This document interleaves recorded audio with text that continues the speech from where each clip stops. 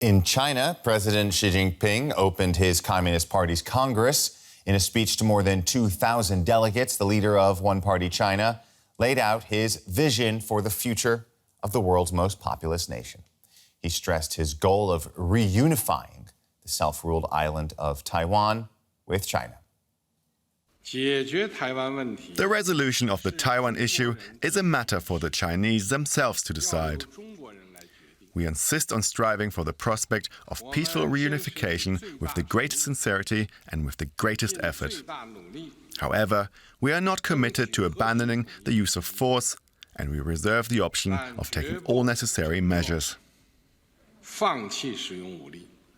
Taiwan was quick to respond to Xi's remarks, stating that peace and stability in the region is the common responsibility of both sides.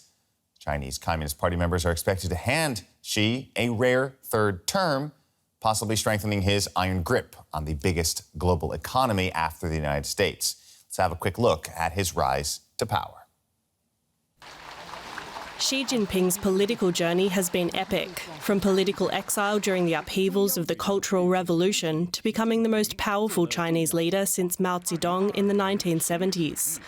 China has been transformed since the Mao era, from a poor, inward-looking country into a global superpower and the world's second-largest economy. Analysts believe Xi goes into the Congress in a strong position, and his appointment for a third term as party chief gives him more political muscle. They say the makeup of Congress has also changed in his favour. There were many factions, many struggles, and many disagreements. This is likely going to be the first one without factional struggles since the establishment of the Communist Party of China, which means that Xi Jinping has taken control of everything. Xi has taken a hardline approach to China's relations with the West, particularly over self-ruled Taiwan.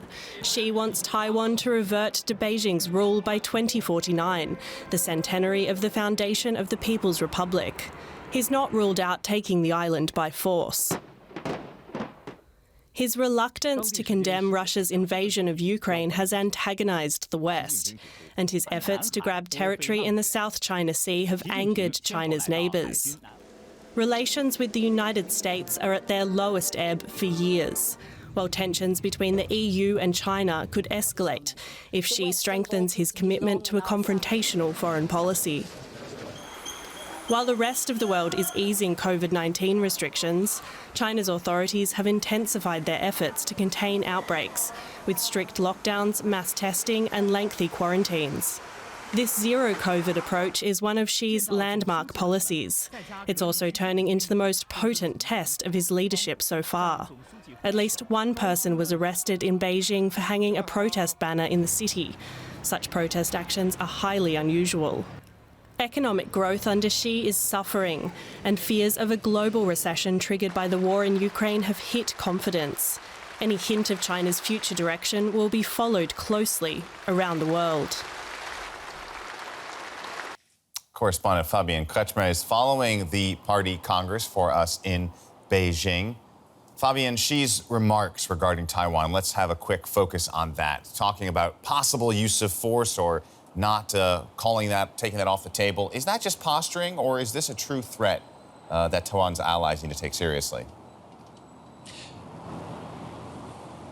Well, I think the international community should take this concerning statement very seriously.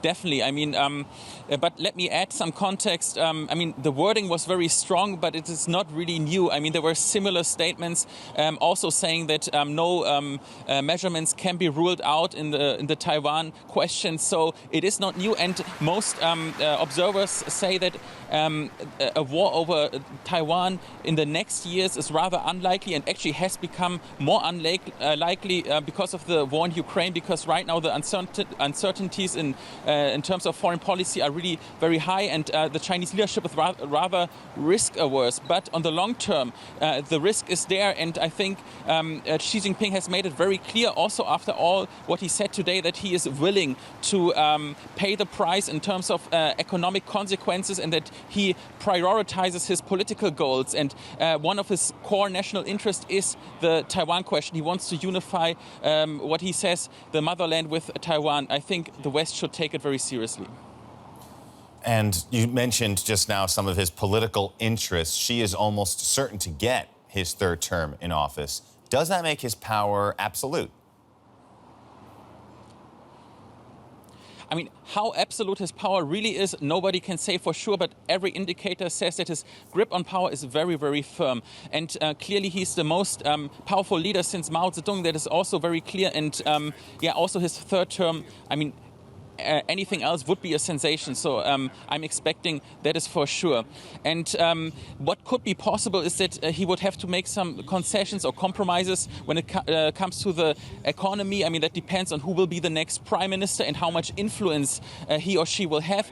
But I'm only speculating here. The bigger picture is that Xi Jinping is very firm when it comes to his grip on power.